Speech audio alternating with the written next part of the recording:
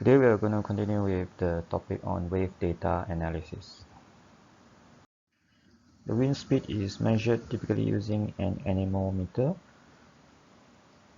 as shown here in this picture, and data recorded usually will have a format that looks like this, whereby an instantaneous wind speed is measured, for example in mile per hour every minute, and at the same time the travel in terms of mile is also given here for every minute.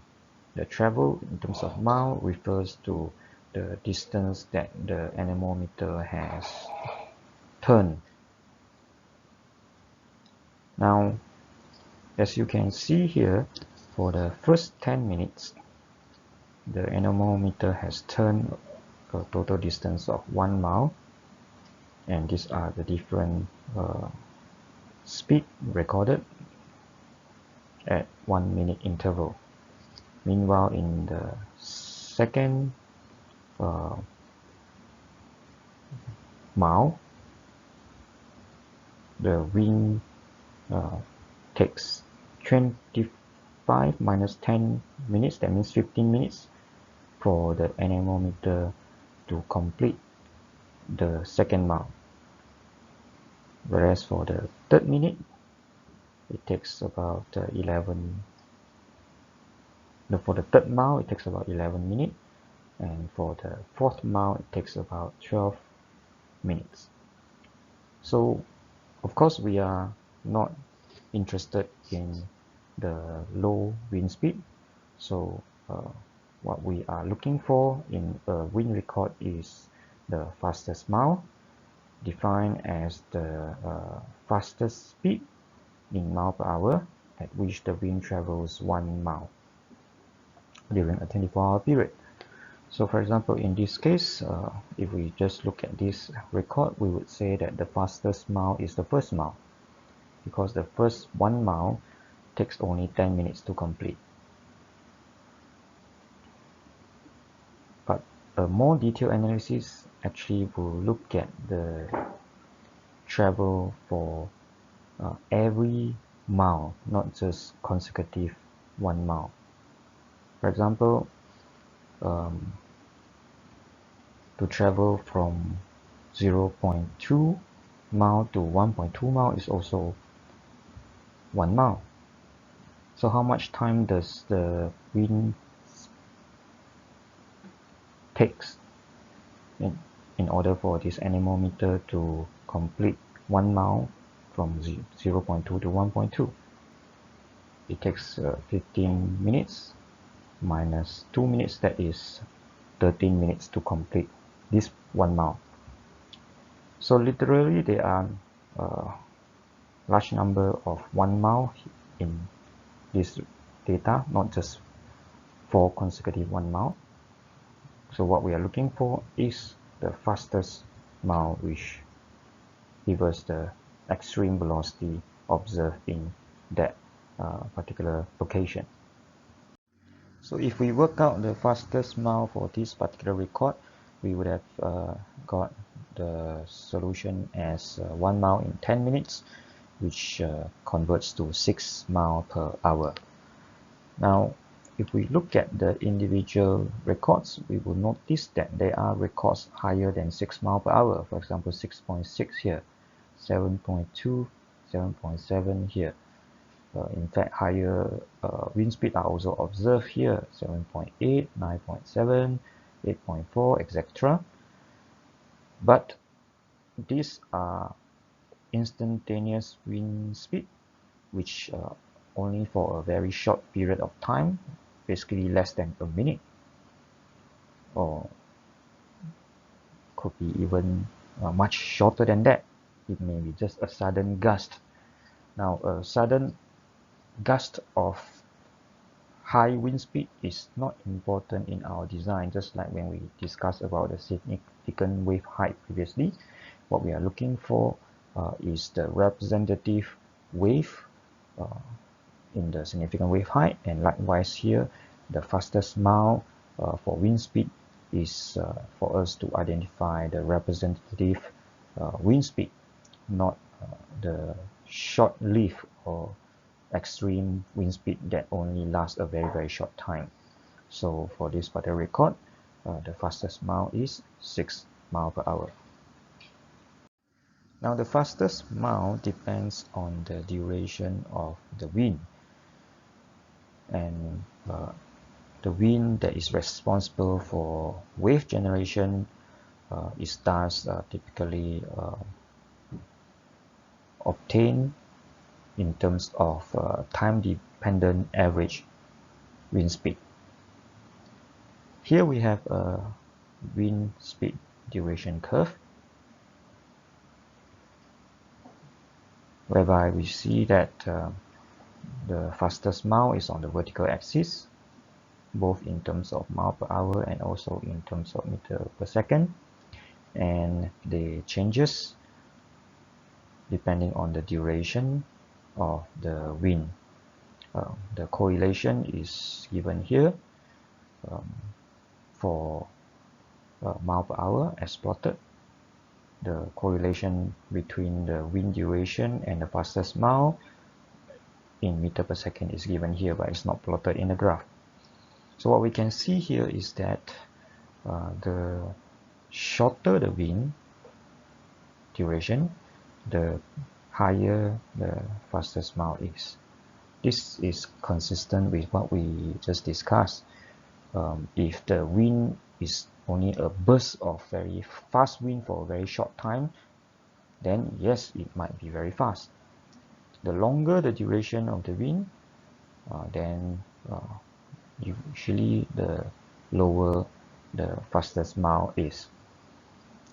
It's very much like, for example, rainfall as well. Very short rainfall might be very high intensity, but a long rainfall may typically have a much lower intensity.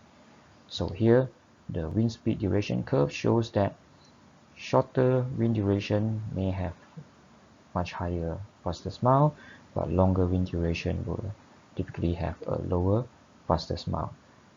And so for different wind duration that blows on the surface of the sea, we are able to then identify what is the wind speed, the fastest mile that is responsible for the wave generation.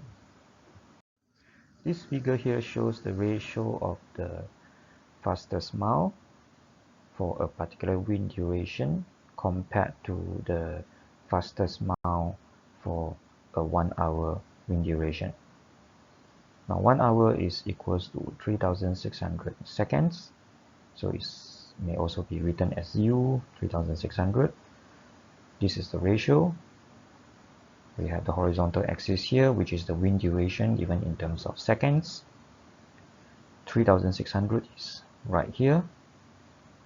So this is the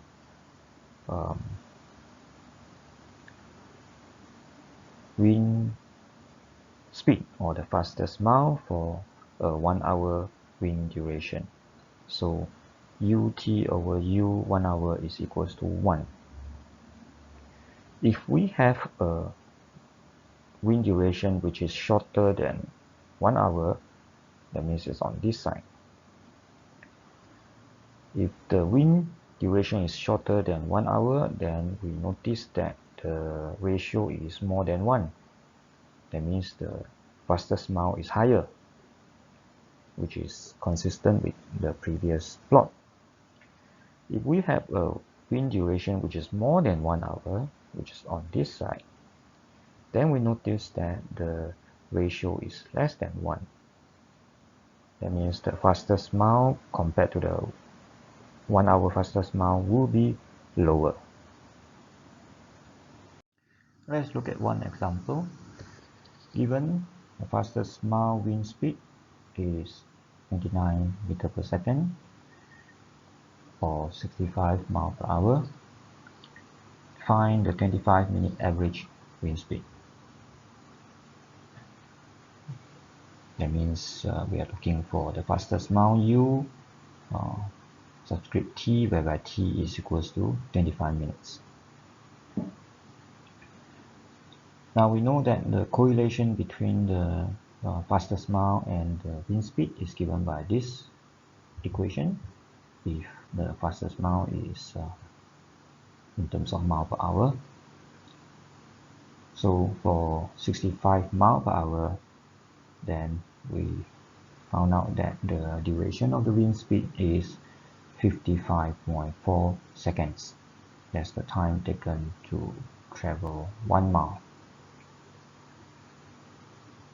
So if we go to the chart in the previous slide, for time equals to 55 seconds, which is on the horizontal axis, if we read to the curve and move across to get the ratio, we find that for the fastest mile, t equals to 55 seconds compared to the fastest mile when t is 3600 seconds, the ratio is 1.25.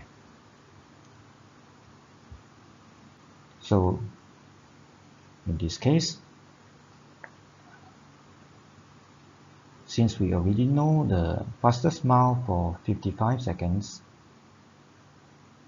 which is from here, which is for the fastest mile 65, then that means this is known. The speed here is 65 miles per hour. So we can use this ratio to determine what is the U 1 hour for this particular location. So the average 1 hour fastest mile is given by 65 miles per hour divided by 1.25, or 29 meters per second divided by 1.25. So we get 23.2 meters per second. Or we can also get the answer in terms of miles per hour. So that's the U 1 hour. So once we have the U 1 hour, we can use it as a basis to determine the wind speed for all other wind duration. So here we are going to look at the wind duration of 25 minutes. So if we want to find out the fastest mile for 25 minutes wind compared to a 1 hour wind, then we go to 25 minutes on the horizontal axis here and read to the curve to get the ratio. The answer is 1.015 from the plot. Since we already know U 1 hour is 23.2 meters per second, so we can use this ratio to calculate the U, the fastest mile for 25 minutes. That is 23.5 meters per second. So we conclude here, for a 25-minute wind, the fastest mile is estimated to be 23.5 meters per second. Or of course, we can also work out the equivalent in terms of mile per hour.